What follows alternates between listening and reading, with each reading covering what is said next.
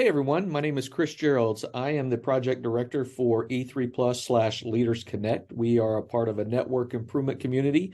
And so we also have with us today Jack Birmingham, who is a recruitment and retention coach for E3 Plus and Leaders Connect, and Janet Anderson, who is also a recruitment and retention coach for E3 Plus Leaders Connect.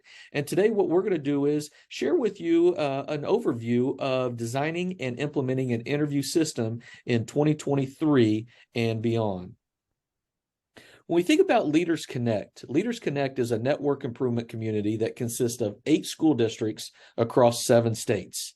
Those 8 school districts are MSD of Decatur Township, located in Indianapolis, Indiana, Colonial School District in Colonial, Delaware, Marion County School District in Marion County, South Carolina, Roanoke City Public Schools in Roanoke, Virginia, the School District of the City of York in York, Pennsylvania, Pike County School District in Zebulon, Georgia, Gainesville Independent School District in Gainesville, Texas, and Rio Grande City Grulla Independent School District in Rio Grande, Texas. We provide 91 schools across the network with the opportunity to work together in a knit context with a focus on the critical levers that impact student achievement in a positive way. Those levers would be improving recruitment, retention, and the promotion of educators of color, supporting educator growth through high-quality professional development to increase teacher and school leader effectiveness, with also providing opportunities for career advancement, i.e. grow your own pipelines. Continual expansion of our network improvement community to strengthen the capacity of existing and future members, evaluate each project activity against student achievement and cost, and creating sustainable systems of constant improvement for each of the previous 5 objectives. So as mentioned, we have 8 districts that within our network, we have over 250 administrators, over 4,000 educators, and we positively impact 57,000 plus scholars every single day. The other point that I did mention on there, the continual expansion of the network improvement community. We are always looking to bring in more schools and or districts to join Leaders Connect as we continue to touch the lives professionally and personally of educators and scholars across the United States. So thinking about creating a highly effective interview system in 2023, the interview process is a crucial component of the hiring process. Though it is regularly a component of hiring for most jobs, it can be laden with pitfalls. To be meaningful for both the candidate and the school or district, the interview must yield information about how the candidate will perform on the job to directly affect student learning. It's in bold here, the interview, whether done in person or by video, is one of the most critical components of the hiring process. We say a lot, we're either attracting candidates or deterring candidates from joining our districts. So it's very, very important that we create an atmosphere and environment that is very welcoming and warm to those potential candidates. So in the visual that we have here on the slide, the recruitment journeys, you take a look at the candidate journey. They become awareness and expressed interest. They apply. They go through the interview process. They potentially demo a lesson of the content or grade level that they are interviewing for. Offer letter comes from the building and or the district, and then the onboarding process. The district journey, attract and pursue. How do we create that just right or that application message to attract those candidates? Screen and get to know the candidate through the interview process. Select and hire, and then the onboarding and connecting. And we'll dive a little bit deeper into those here shortly. So when you think about preparing for interviews as a building or a district, there's 10 steps. Identify the vacancies. Which vacancy, what openings are we going to have for specific grade levels and or content areas? Target ideal candidates. Who are the candidates that we are really trying to attract? And creating those ideal candidate profiles is critical to make sure that they align with not only our building's mission and vision, but also the district. just posting a general position out there, we could get a variety of different applicants for that position. Are they just the just right one? We don't know. However, if we create those ideal candidate profiles, now we know those that are applying for that position have a higher chance for retention, as well as meeting our expectations for that specific position. Develop a message. The message that we like to say is we either stand out or we're striking out. There are a lot of positions that are posted nowadays, but how do you make your position pop and really attract that ideal candidate profile? Locate applicants, deliver the message to attract the applicants, receive applications, screen those applications for qualifications, select the candidate for the position, get the offer signed, and receive the final approval from your school district school board. Okay, so the purpose or the why behind creating this interview system is to assess candidates who are seeking to become teachers in whatever district they've applied for. And their primary job is to move student achievement. And as we know, student achievement is moved in a lot of ways through instruction, SEL, content knowledge, feedback, collaboration, growth mindset, and much, much more. So that being said, your committee should develop a team goal. And what might that team goal look like? It could be to identify consistent evidence of student-centered learning, student ownership of learning, and a teacher who facilitates that learning. Go into the process with a common goal that each committee member can constantly reflect upon. So as a team, and we say this collectively and together, we want to create a structured interview system. And again, a system is going to have sustainability to ensure that you are providing not only a meaningful interview, but also an interview that you are attracting, and it can be scored to make sure that we are following specific protocols for the interview. Structured interviews is an interview format where candidates are asked the same questions and the interview is normed for responses. There's a calibration process, and Jen is going to talk a little bit further about the competencies that questions will be asked based off of during that interview session. The pros and cons about a structured interview system. The pros: all candidates are asked the same questions, easier to compare candidates, and can reduce unconscious bias. The cons: requires more testing to make sure the questions are the right ones. You have to work to keep the interview team members to stick to the questions, and questions could be leaked out, compromising the system. We'll go back to the pros here. For example, the candidates are all asked the same question. And one of the things that, I do want to, give an example of, maybe it's a position where you have internal candidates that are applying for a specific position. Asking the same question, we know that those internal folks, once they leave that interview or finish their interviews, they're going to say, hey, what questions did that interview team ask you? And if we're not consistent with the questions that are being asked or the time limit that goes into, there could be a little bit of a bias approach, or it could be looked at maybe as favoritism or towards one candidate over the other based on the types of questions that were asked. So again, making sure that it's structured, making sure that you're asking the same questions and being very consistent.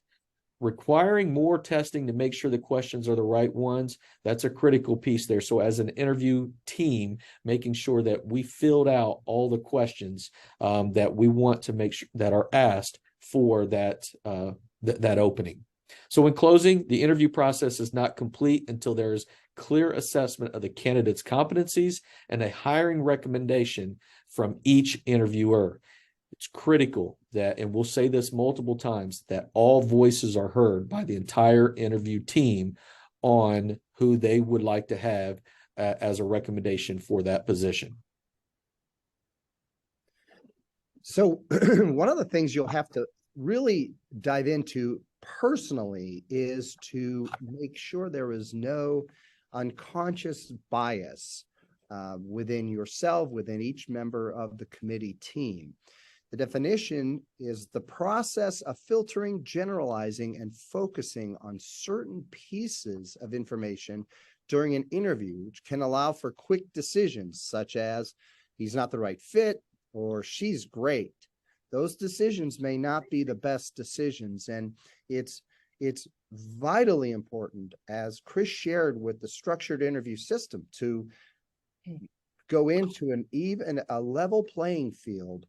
And one of those aspects is to remove any unconscious bias. We may go in thinking we will not be biased, but we have unconscious bias. And some examples might be the education bias of, well, he went to an Ivy League school, so he must be smart.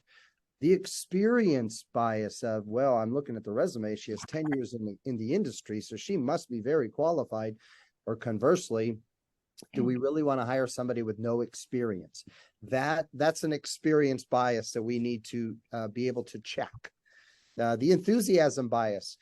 He's really excited about the opportunity. I bet he hits the ground running. And this is a challenge for a lot of educators on a team, or even administrators on a team, because we want to see positiveness from an interviewee. We want to see a candidate who's excited about the job.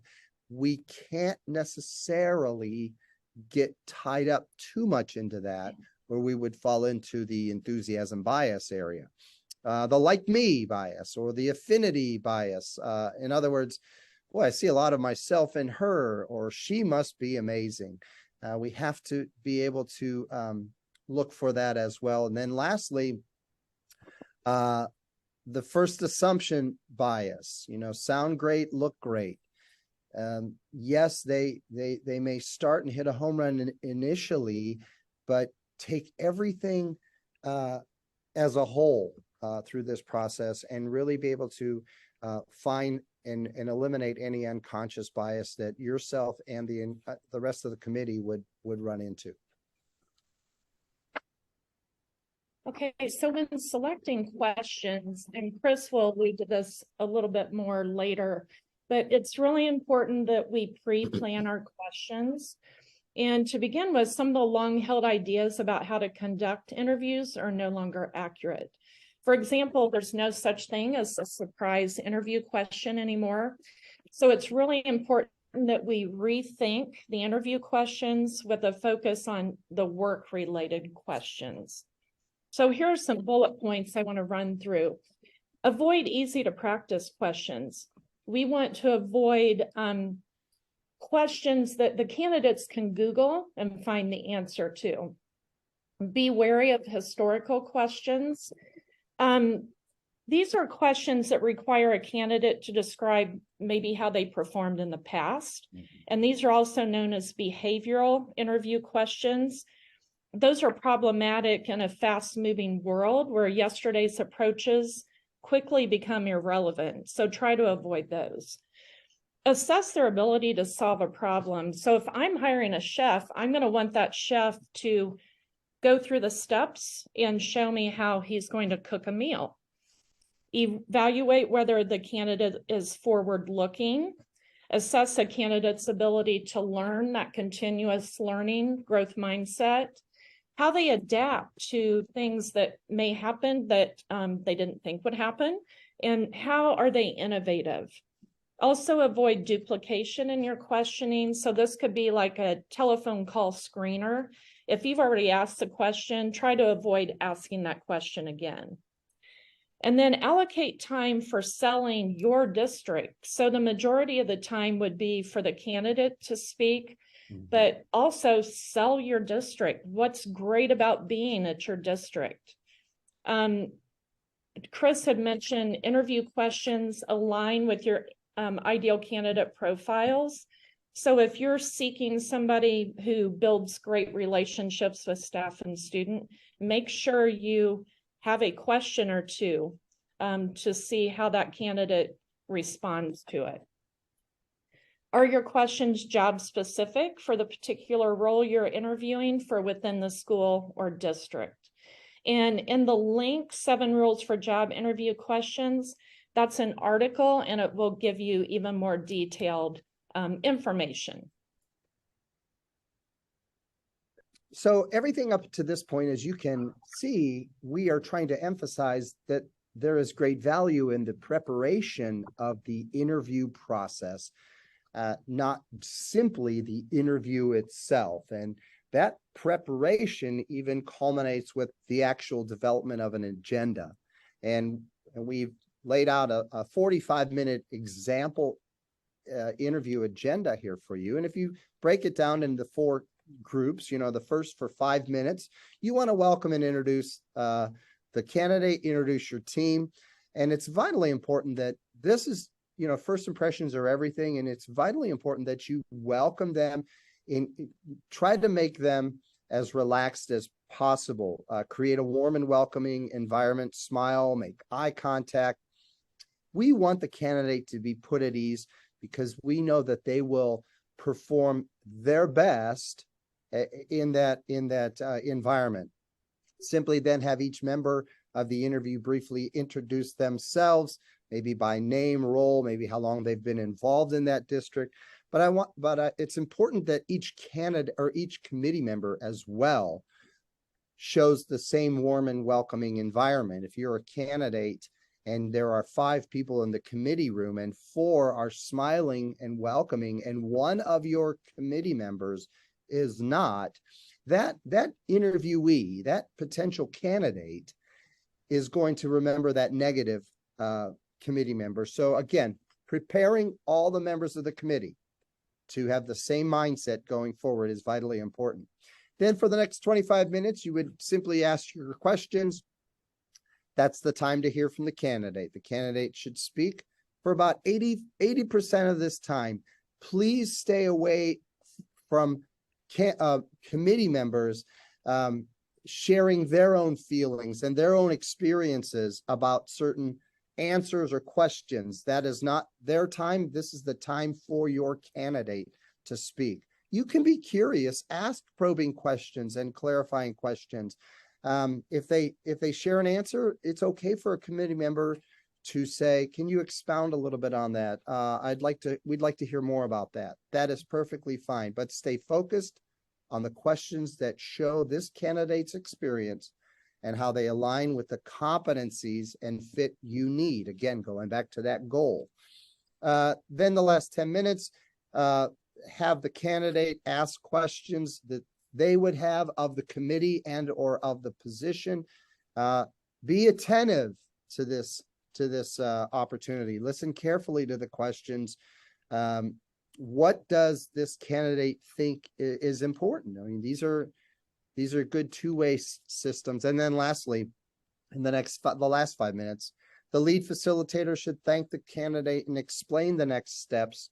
And this is important as much as you wanted to hear their questions and answers. The last 5 minutes, the next steps would be, if you're telling them in 2 days, you're going to reach out to them and let them know where they're at. If they're the candidate, if we have another round of interviews, we will let you know by the end of the week. It is very important that you let that candidate know and call and reach out to them by the end of the week. Chris had mentioned, maybe you won't have opportunity. You may, down the road, you may have openings. And this may be a situation where this is a good time to show that what you say, you mean. And so even if there's a delay in the process, call them and say, hey, we're a little behind schedule, but we're still in the process and we wanted to reach out to you. That's vitally important, says a strong message to a candidate. So there's a quick agenda to follow through as you begin this process.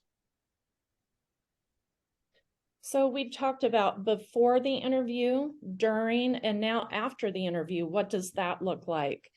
As a team, the lead facilitator will collect scores from each interview team member's rubric sheets. And you can see on the right-hand side of the screen, there are 9 competencies.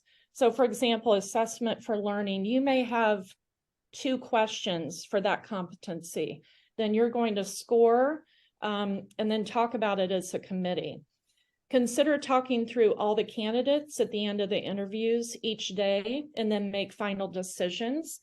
And it's really important that all interview team members' voices are heard. And Jack alluded to this: within a week of the interview or whatever timeline you gave them, notify all candidates, those selected and those that were not. And taking the time to interview takes time for candidates, and feedback is really appreciated in next steps. And it can also make a positive impression of your district. And I want to go back to making sure you reach out to those who were not selected, because you never know when there's going to be another opening. They're going to talk and say, gosh, I never got a follow-up phone call. So again, it's making a positive impression. So as we look to wrap up this session, we want to share with you a little bit of a checklist for administrators or those hiring managers that are that lead and facilitate the hiring process. These are basic recommendations for an interview checklist, but the vision is to create a 5-star experience for the interviewee. So part of that checklist, the interview location identified and set up.